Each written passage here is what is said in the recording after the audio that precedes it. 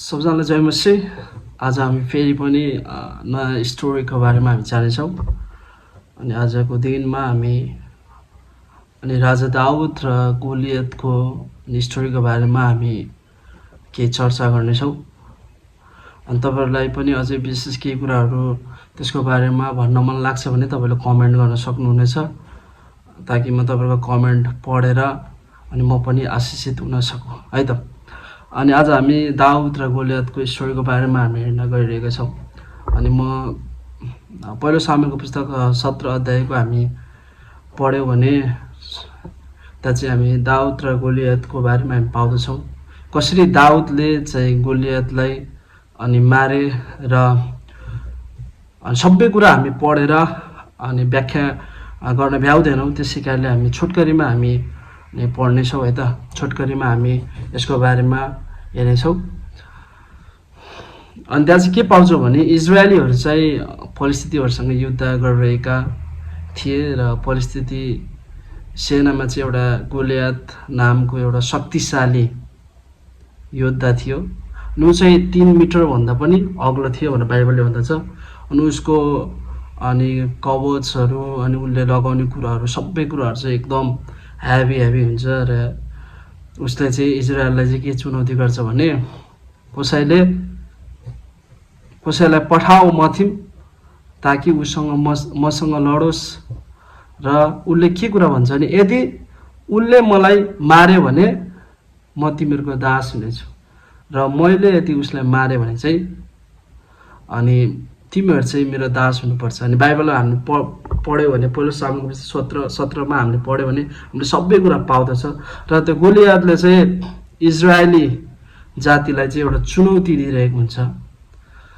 तर इजरायलमा चाहिँ कसैले पनि उसको सामना गर्ने उसँग लड्ने चाहिँ आँट गर्न सक्दैनथे, किनकि सबैजना अनि गोलियतसँग डराउँथ्यो। तर त्यहाँ चाहिँ एकजना दाउद नाम गरेको एकजना जवान केटो भनेर बाइबलले दाउदलाई बताएको छ। ऊ भर्खरै यो अवस्थामा टिन एजमा हुन्छ। अनि उसले के भन्छ भने अब यो गोलियतलाई चाहिँ परमेश्वरको विरुद्धमा र सारा इजरायलीको विरुद्धमा अनि बोलेको छ। म चाहिँ अब यो गोलियतसँग लड्छु र यसलाई मार्छु भन्ने उसले एउटा भरोसा विश्वास चाहिँ परमेश्वरसँग राखेको हुन्छ। अनि एउटा इम्पोर्टेन्ट कुरा के छ भने उसँग कुनै पनि त्यस्तो लगाउने कुराहरू न तरबार, र अर्को कुरा ऊ कहिले पनि त्यसरी सेनामा लडेका थिएन। उसको दाइहरू चाहिँ अनि त्यति बेलाको सेनाहरू थिए, तर दाउद जस्ट एउटा गोठालो थियो। बाइबलले के भन्छ भने भेडाहरूको गोठालो भनेर भन्दथे। तर दाउद राजासँग चाहिँ एउटा कुरो के हुन्छ भने परमप्रभु मेरो साथमा हुनुहुन्छ भन्ने कुरा चाहिँ उसले विश्वास गर्दछ। अनि हामीले तल पढ्दै गयो भने के पाउँछ भने उसको विश्वासको कारणले चाहिँ परमेश्वरले चाहिँ गोलियतमाथि विजय दिनुहुन्छ भन्ने कुरा हामी पाउँदछौँ। हामी एउटा खण्ड पढ्नेछौँ। पहिलो सामुएलको पुस्तक 17:37मा हामीले पढ्यो भने त्यहाँ चाहिँ के पाउँछौँ भने सिंहको पन्जा र भालुको पन्जाबाट मलाई छुटकारा दिनुहुने परमप्रभुले मलाई यो परिस्थितिको हातबाट छुटकारा दिनुहुनेछ र मलाई विजय दिनुहुन्छ भन्ने कुरा हामी पाउँदछौँ। अनि दाउदले चाहिँ जस्ट एउटा गुयत्रो र 5वटा ढुङ्गा लिएर चाहिँ अनि त्यो गोलियतको नजिक जान्छ र उनले एउटा कुरा घोषणा गर्छ भने यो युद्ध चाहिँ परमप्रभुको हो भनौँ। उसले चाहिँ परमप्रभुको नाउँमा ऊ चाहिँ एउटा गुयत्रोमा ढुङ्गा हालेर उसले चाहिँ पुरा घुमाएर गोलियतलाई हानिदिन्छ र गोलियतको निधारमै लाग्छ। निधारमा लागेपछि त्यो गोलियत लड्छ र यसरी चाहिँ परमप्रभुले चाहिँ दाउदलाई चाहिँ त्यो गोलियतबाट विजय पार्नुहुन्छ। भन्न खोजेको के हो भने परमेश्वरको अगाडि कुनै पनि कुरा, कुनै पनि समस्या र कुनै पनि चिन्ता फिक्री चाहिँ परमेश्वरको अगाडि चाहिँ ठुलो हुँदैन। अनि यो स्टोरीले पनि त्यो कुराको प्रमाणित गर्दछ।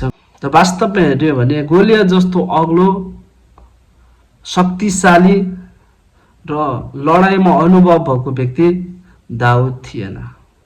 ऊ सानो थियो, भर्खर युवा अवस्थामा थियो। उनलाई कसरी सैनिकसँग लड्नुपर्छ, दुश्मनसँग कसरी लड्नुपर्छ भन्ने त्यति अनुभव दाउद राजालाई थिएन। तर उसँग एउटै कुरा मात्रै के हुन्छ भने उनले चाहिँ आफ्नो भरोसा परमेश्वरमाथि राख्दछ। यदि तपाईँ र मैले हाम्रो भरोसा, हाम्रो विश्वास परमप्रभुमा राख्यो भने नि जस्तो सुकै समस्या आए तापनि परमेश्वरले तपाईँ र मलाई सहायता गर्नुहुन्छ। म तपाईँलाई 3टा कुरा भन्न चाहन्छु।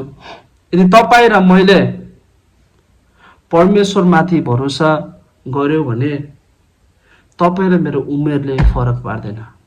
आमेन। तपाईँ र मेरो जीवनमा गोलियत भन्दा पनि ठुलो समस्या किन नहोस्, यदि तपाईँ र ममा विश्वास र भरोसा परमेश्वरमा छ भने उहाँले तपाईँ र मलाई सहायता गर्नुहुन्छ। दाउदको भरोसा परमेश्वरमा थियो। दाउदको भरोसा कुनै पनि मानिसहरूमा थिएन। उनले एउटै विश्वास र एउटै भरोसा परमेश्वरलाई गर्थे र परमेश्वरले त्यस्तो गोलियत जस्तो शक्तिशाली दुश्मनको अगाडि परमेश्वरले दाउदलाई विजय पार्नुभयो। तपाईँ मेरो जीवनमा पनि त्यस्तो समस्या नहोला भन्न सकिन्न। विभिन्न समस्याहरू, आर्थिकको समस्याहरू, जस्तो सुकै समस्या आए तापनि यदि तपाईँ र मैले परमप्रभुमा भरोसा गर्यो भने परमप्रभुले तपाईँलाई मलाई सहायता गर्नुहुन्छ। र अर्को कुरा, तपाईँ र मेरो उमेरले तपाईँ र मलाई कहिले पनि फरक पार्दैन। कुनै पनि काम गर्नको लागि, प्रभुको महिमा गर्नको लागि, प्रभुको राज्यवृद्धिको लागि, कुनै कुरा गर्नको लागि तपाईँ र मेरो उमेरले फरक पार्दैन। हामीले दाउदलाई देख्न सक्छौँ, परमेश्वरले जस्तो व्यक्तिलाई पनि प्रयोग गर्नुहुन्छ। र अर्को कुरा, तपाईँ र मेरो आकारले पनि कुनै फरक पार्दैन। दाउद सानो थिए, गोलियतको शरीर 3 मिटरभन्दा ठुलो थियो भनेर बाइबलले भन्दछ। तर दाउदसँग एउटा कुरा के हुन्छ भने उनले परमप्रभुमाथि विश्वास गरे हुन्छ। जब तपाईँ र मैले परमप्रभुमाथि विश्वास गर्दछौँ भने परमप्रभुले तपाईँ र मलाई विजय दिनुहुन्छ। र अर्को कुरा, यदि तपाईँ र मेरो भरोसा विश्वास परमप्रभुमा हुन्छ भने तपाईँ र मलाई अनुभवको जरुरत पर्दैन। दाउद अनुभवी थिएन गोलियतसँग लड्नको लागि। उनलाई एउटै कुरा के थाहा थियो भने यदि म गोलियतसँग लड्न गए तापनि परमप्रभु मेरो साथमा हुन्छ र परमप्रभुले यो युद्धमा चाहिँ उहाँले विजय दिनुहुन्छ भन्ने कुरा थाहा थियो। म तपाईँलाई के उत्साह दिन चाहन्छु भने तपाईँलाई लाग्छ कि तपाईँ सानो हुनुहुन्छ, तपाईँ कमजोर हुनुहुन्छ, तपाईँले केही पनि गर्न सक्नुहुन्न, तपाईँ बोल्न सक्नुहुन्न, अथवा जे भए त तपाईँले सोच्नुहुन्छ भने तपाईँ र मैले चाहिँ दाउदलाई सम्झिनुपर्छ र उहाँले चाहिँ परमेश्वरले चाहिँ तपाईँ र मलाई विजय दिनुहुन्छ। परमेश्वरले उहाँको महिमाको लागि कुनै पनि उमेर, साइज, कुनै पनि कुरा हेर्नुहुन्न। उहाँले चाहिँ तपाईँ र मेरो इच्छा चाहना हेर्नुहुन्छ। हाम्रो हृदय परमप्रभुले जाँच गर्नुहुन्छ। त्यसै कारणले जति नै ठुलो चुनौती समस्या आए तापनि दाउदले जस्तै हामीले परमेश्वरमा भरोसा राख्नुपर्छ र उहाँले तपाईँ र मलाई विजय दिनुहुन्छ। हामीले कहिले पनि भन्नु हुँदैन म सानो छु, म कमजोर छु, मसँग यस्तो छैन, मसँग उस्तो छैन, मैले केही जानेको छैन। यी कुराहरू हामीले भन्नु हुँदैन।